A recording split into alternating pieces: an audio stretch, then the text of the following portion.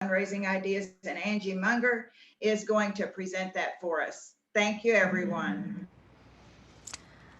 Good morning, everyone. Thank you, Katie. I'm going to go ahead and share my screen. Let's do this one. All right, and we can go ahead and get started. So my name is Angie Monger. I work as a development officer with the Kiwanis Children's Fund, and I get the privilege of serving with the Missouri-Arkansas District, as well as 5 other districts in the central part of the United States, and also with our friends and colleagues over in Europe. So we have 4 other development officers that are part of the Kiwanis Children's Fund, and we all get to work with our wonderful districts all over the world. But really, we are the grant making and fundraising arm of Kiwanis International. So we raise funds from our Kiwanis clubs and members and then grant funds back to our Kiwanis clubs. So first of all, just want to say thank you so much to Katie for reaching out and having me present for the MOARC Mid-Year Education Day. And also thank you to our members for joining us and supporting the Kiwanis Children's Fund. We would not be able to do our good work without your support. And so thank you so much for that. Just a bit about the Children's Fund for those of you who don't know. One of the biggest questions that we get is what is the difference between the Kiwanis Children's Fund, my club foundation, and our district foundation? So of course we know that club foundations really focus on those local club needs, and we'll talk about some of those today during this presentation. Our district foundations focus on regional priorities. So an overarching goal for Missouri, Arkansas, could be, a backpack program, could be food insecurity. A lot of districts choose kind of an overarching goal, and a lot do scholarships as well to help support our Key Club and Circle K folks.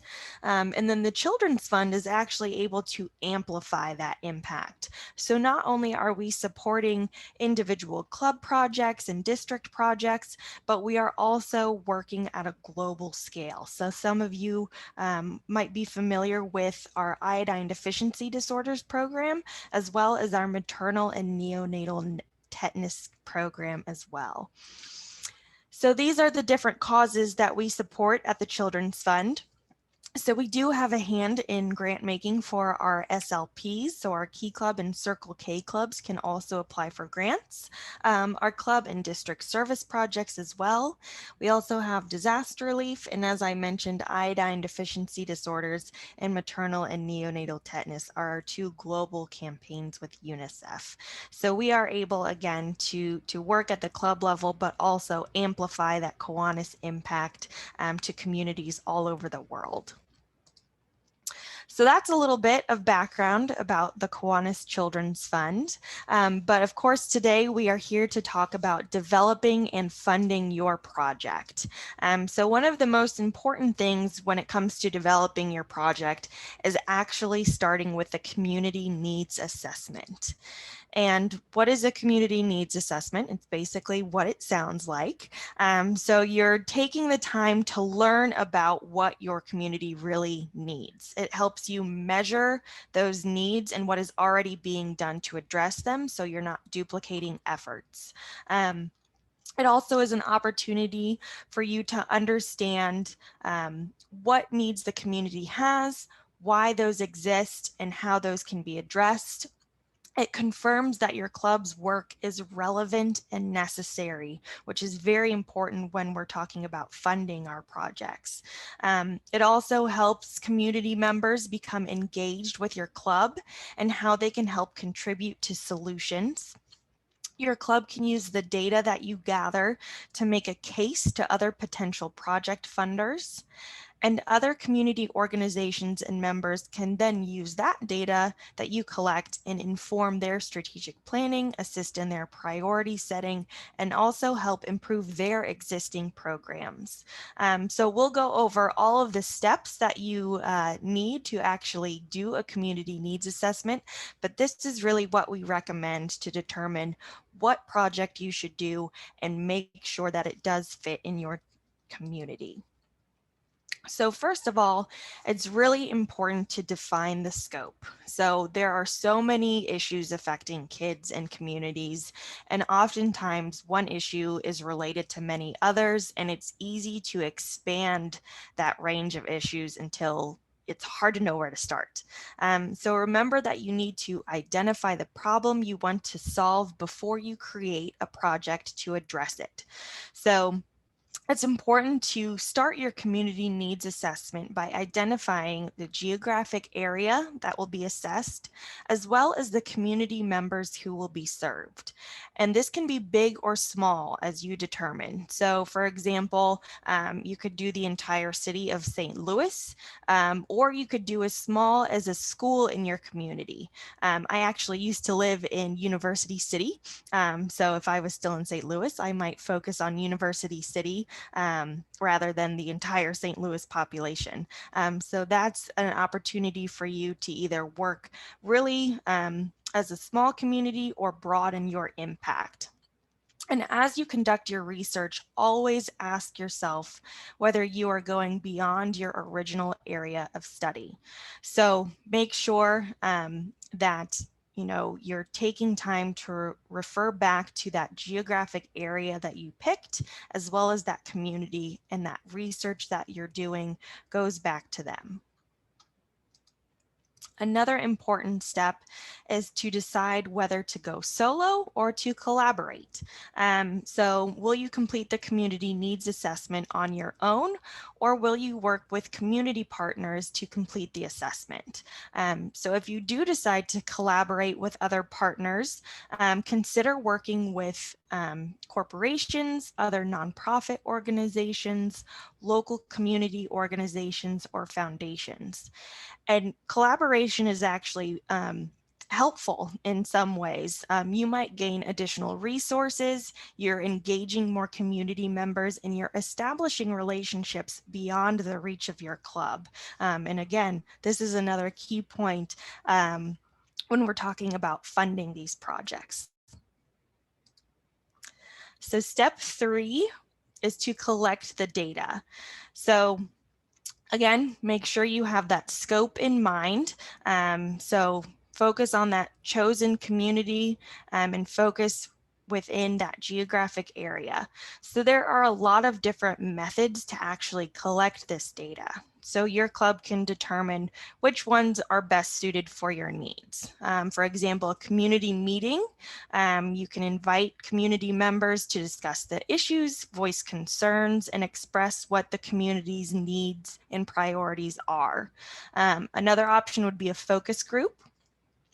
So a community meeting can provide you with opinions from a broad audience, and a focus group lets you hear from a specific pre-selected group. So for example, at the Kiwanis Children's Fund, we have worked on some focus groups, and we focus specifically on Kiwanis members and Kiwanis members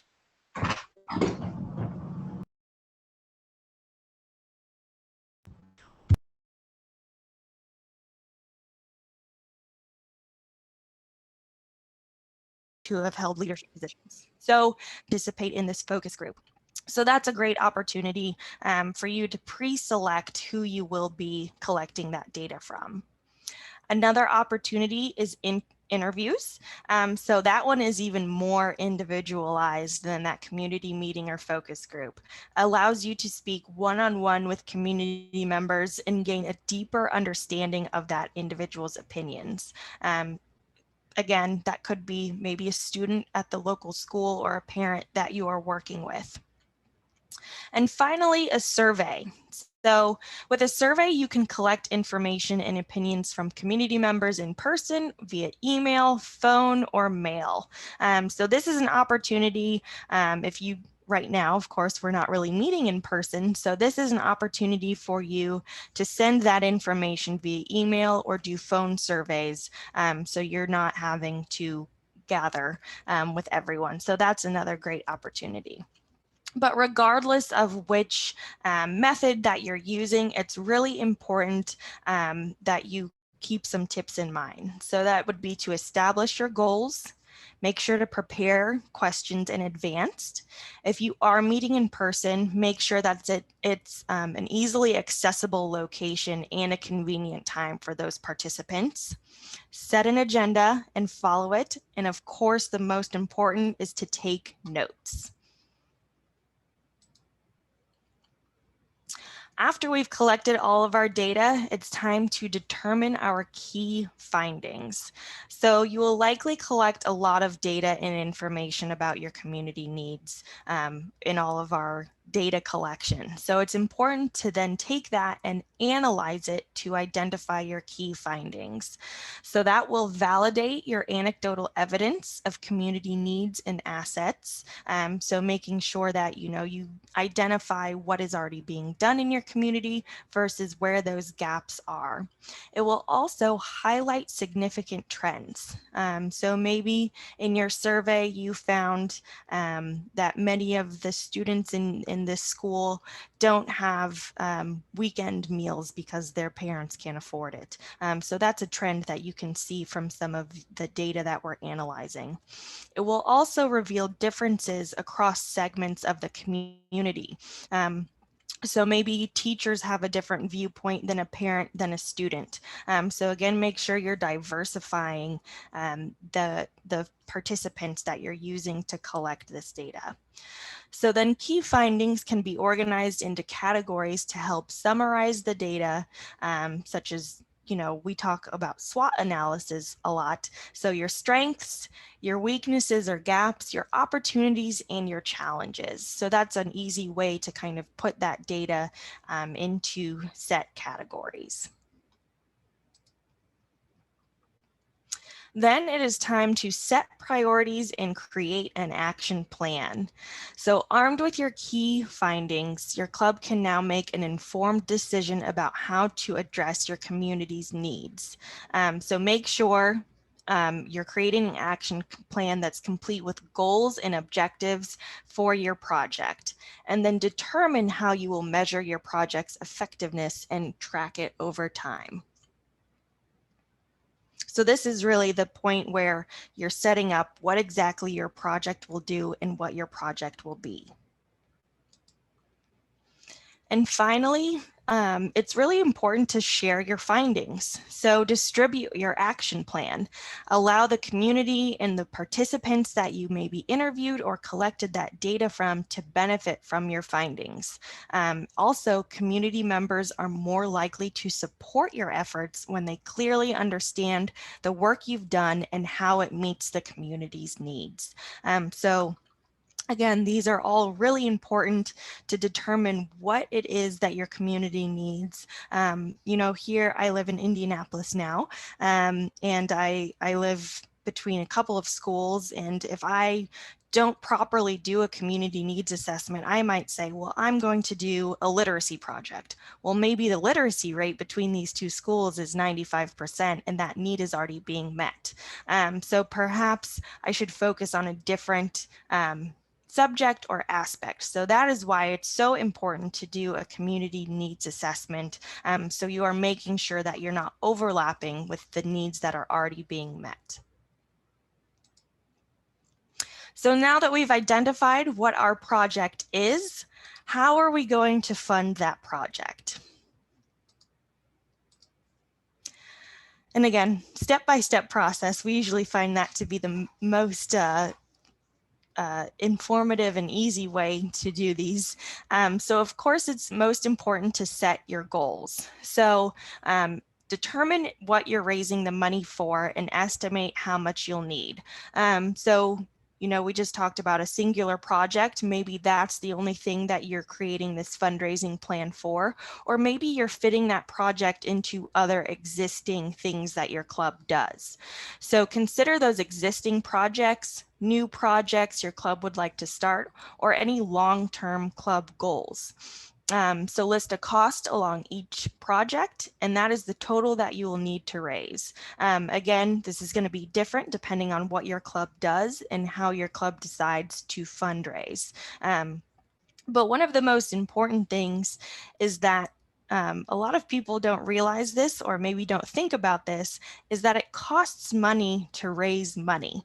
So we recommend actually budgeting an additional 35% of the program cost for fundraising activities. So if my project is going to cost $10,000 to fund, then I'm going to also include an additional $3,500 to help with maybe some special events, perhaps some marketing, maybe some pamphlets or flyers that will go out into the community. So make sure that you're also budgeting for your fundraising as well. From there, we need to identify our possible investors. So we need to raise money to offset the expenses identified above. So that means we need investors. And our director of development always refers to this as the Shark Tank. So make sure you are going to those people who will be interested in investing in this program and this project.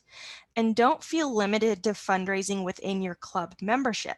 Make a list of other potential investors in your community. So you can consider former club members, family and friends, people who attend your events, or any local businesses or private foundations who might support your cause. So start with those concentric circles that you see. So your cause is in the middle. Who is the closest to that cause? And think about the other organizations that serve kids in your community, or corporations who have identified children as priorities. Those are some great prospects for investors in your project. Then it is time to prioritize these prospects. So narrow down your list of investors to the best prospects. And there are two criteria that we as fundraisers always look at, and that's engagement and interest. So of course, serving children is our biggest engagement point and interest in the cause. And then we also look at financial capacity to make a gift. So that's the sweet spot in fundraising. So that intersection of highly engaged people that have the financial ability to make a significant gift. So those are who should be at the top of your list when you're prioritizing your prospects. And something that I learned and that we say all the time in fundraising is that in most cases, 10% of people will account for 90% of the gifts you receive. So again, if I'm going back to my project is about $10,000, and there's a local community foundation that's really focused on food insecurity, I'm probably going to go to them first, and maybe they have the financial capacity to do up to $5,000, which is something that, again, we need to make sure we're prioritizing when we talk about these prospects. And this is also the part where some people can get a little antsy in their seats. I know sometimes it's difficult to talk about financial capacity or even understand which of these prospects might have that financial capacity. So something that community foundations and corporations always usually have some sort of budget or foundation that they're able to support the community. If there is someone in your community who talks about how they have two other houses that they go to, maybe in the south of France and one is out in California, they probably have some capacity there as well. So make sure that you're listening and taking cues from some of these prospects that you have to determine that financial capacity. Once we've identified and prioritized our prospects, it's time to identify the what, when, and how of asking. So set target amounts for each revenue source. So how much are you aiming to raise from club members versus local businesses versus maybe community members? And put all of this together in a chart so that you can easily track your progress. So this is just an example. So first, We're looking at corporations and local businesses. We would like to get 2,500 from 2 of them for a total of $5,000. And then we can kind of go down the line from there. So maybe your existing club members could do a skip a meal program where they're rather than paying for lunch at the club meeting, they're offering $20 per week towards this project, and you're accounting for 10 members who can do that. And then maybe some members aren't able to do 20 a week, but they can do 10 per week. And that's what we call a mass appeal. And you are able to get 25 members to commit to that. Again, Chris talked a lot about engagement, and we've talked a lot about engagement here too. You can still reach out to your former club members. Chris also mentioned you might have a friend in California. Make sure that they're liking your Facebook page. That's another opportunity for you to reach out to folks beyond just your club membership. The community, if you can find 52 community members to do $100, maybe those are some of the folks that are also passionate, of course, about children, but work in the local community, maybe work at the local school corporation. That's another opportunity for you to involve the community. And then finally, perhaps you host a special event and you're able to get 100 attendees who pay $25 for each ticket, and then you're able to raise $2,500 from them as well. So one thing that I do want to point out is that a lot of clubs and a lot of organizations always focus on that special event first, but I do want you to see that that is actually the lowest monetary total on this list. So when we talked about that 10% can and will give 90% of what you need, this is a perfect example of that. And a lot of times special events will take up that majority of the budget that you've created for fundraising. So to send out a letter is maybe, with postage and supplies, maybe 35 cents. Whereas when you're putting on a special event, you have to think of venue costs. Is there going to be food involved? Will there be entertainment? So those costs can add up quickly. So don't be afraid to ask individuals to help with this project. Again, we're looking at those who are really engaged in the community and are probably willing and excited about your project as well. So always remember that when you're kind of figuring out who to ask for what.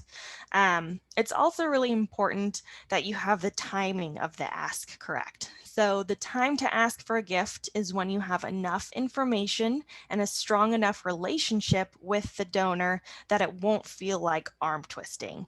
So I know, again, a lot of people again, get the shakes when we talk about fundraising because it makes people uncomfortable to ask for money. But if you know that person, you are passionate about the project, it makes it so much easier to say, hey, we're really excited to build this playground at a local shelter for women and children. Would you consider giving us $250 to help support it? Again, if you know them well, if you know that they're very engaged and very excited about helping children, it should feel not so much like arm twisting, but as an opportunity for them to invest. So select the club member who might have the strongest relationship with that potential donor, and if possible, have that member ask for the gift in person. In person is always the best way to ask. Second is a phone call, and then a personal letter or email. And then another question that we get is, how often should we ask? If you go to church, you know that churches ask you every Sunday of every year, and that is 52 times a year. So churches are asking 52 times a year. So if you have multiple projects throughout the year, don't be afraid to ask those people again. They've supported you in the past, and they'll most likely be excited to support you in the future as well. And then finally, know what success looks like. So at the end of your fundraising, how do you know if you've been successful? The amount that you raise is of course important, but sustainability is also key. So did you increase the number of prospects you asked from month to month or project to project? Are you continuing to engage with donors after they make a gift? So this is really important, is the stewardship process. So after you ask for a gift, are you keeping them updated with that project? Are you telling them how it's going, when it's completed, the impact that they've made? Past donors are key prospects for future fundraising. Are you fundraising from diverse sources of revenue? So if we look back at that chart that we had on the last slide, you'll see it's not just your club members, it's former members, it's family and friends, it's other corporations or foundations or community partners. So answering yes to each of these questions means that your fundraising efforts are sustainable and means that you can build on them for next year. So wanted to give a couple of examples of projects that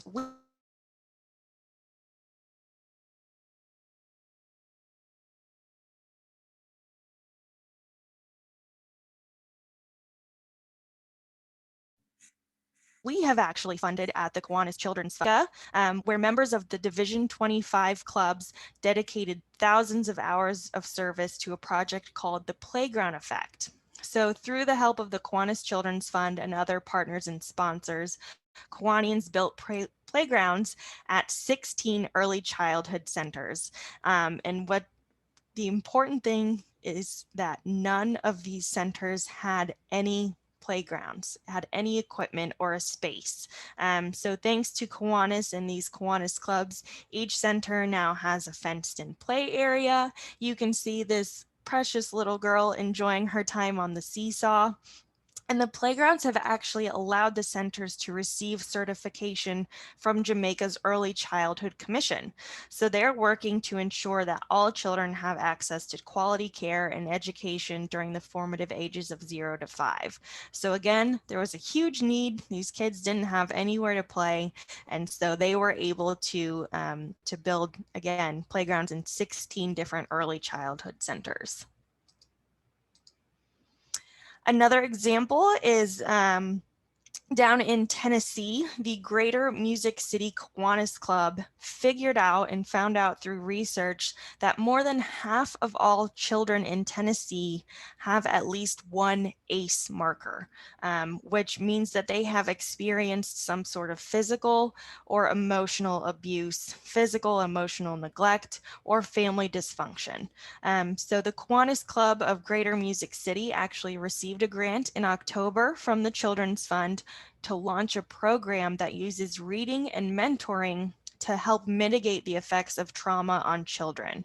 So the club's project is part of a statewide effort called Building Better Brains, and it addresses those of adverse childhood experiences, or ACEs, that I mentioned earlier. This was pre-pandemic. Since the pandemic, they've actually continued to do this virtually. So they're reading and mentoring all of these cute little kiddos via Zoom, which is wonderful. And then finally, this is a project out of Tatnall County, Georgia. And they figured out that about 1/3 of the children in Tatnall County lived at or below the poverty level. So caregivers were struggling to provide enough food and clothing, let alone to pay for luxuries like an overnight summer camp. So to give these families hope and encouragement, the Kiwanis Club of Tatnall County puts on a week-long summer camp for 70 children. And in addition to normal camp activities like field trips and campfires, the campers also receive new clothes, shoes, hygiene kits, and swimsuits. And one of the most meaningful stories that I've heard at my time at Kiwanis is from this club. They had a young woman young lady who wore her new shoes to bed because she had never owned a new pair of shoes. Another young man opened up his hygiene kit. He pulled out the toothbrush and didn't know what it was because he had never brushed his teeth before. So this is really the impact that these clubs have on their communities is truly incredible. And again, focusing on that need is even more important when we're talking about what kinds of projects to do. So those are just a few great examples. I have plenty of other stories that I can talk about, but I'll go ahead and move on. As I mentioned, we actually have a club grant program. So the Kiwanis Children's Fund can partner with you on funding. So it's been designed with Kiwanians in mind. We offer one-on-one assistance. So we start with a letter of inquiry, which is basically showing, what your project aims to do, what the impact will be. And then from there, our staff takes you through the process of the application. So really, you have hands-on help. We have 3 funding cycles throughout the year, so January, June, and October. And all of those deadlines can be found on our website. And I've also shared some handouts with Mary and Katie that have all of this information as well. Also, just want to let you know you can stay in touch with us at the Children's Fund. We do have a newsletter that goes out monthly that talks more about the projects that we've just discussed, as well as resources that we can help with. So, not only can we help with club grants from the Children's Fund, but we can also help you determine the best steps in the process of how to apply for any grant in general. I mentioned we have 5 professional fundraisers, so we can help with your fundraising plan, fundraising events. We have multiple presentations that we're able to zoom in for, as well as a new ready-made meeting kit, which is a kit of resources that we can send directly to a club member who can then present it via Zoom or in person when we get back to that. We are also on Facebook as well. And here is my information if you ever need to reach out to me. I'm happy to answer any of your questions or connect you with the correct staff person at Kiwanis. And with that, I think I will go ahead and turn it over to any questions. Hi, Angie. This is Jennifer York, your moderator, chat monitor. If you would stop scare, or I guess you're in the process. Yep. There you go. Thank you so much for your time today. One of the questions, in a small community, all service clubs and businesses have been continually asked to help fund various community projects, and the businesses obviously get tired of all of that. How do you then approach them for another project? Is this where you see that needs assessment being a critical factor? Absolutely. So that's something that is a requirement for the Kiwanis Children's Fund grant program. We require a community needs assessment. And it's also, if you can make a case and present that data, I always think that it's going to make a difference in, if those funders choose to support that project. If you can say, just like they did in Tattenall County, 1/3 of our kids are living at or below the poverty rate, that's a huge number of children. So if I'm a local business and I'm able to see that data and see exactly what your club is doing to help those kids, then I'm probably going to be more inclined to support that project. Great. And I guess that the collaboration effect with the other community leaders on those needs would be key also. Yes, absolutely.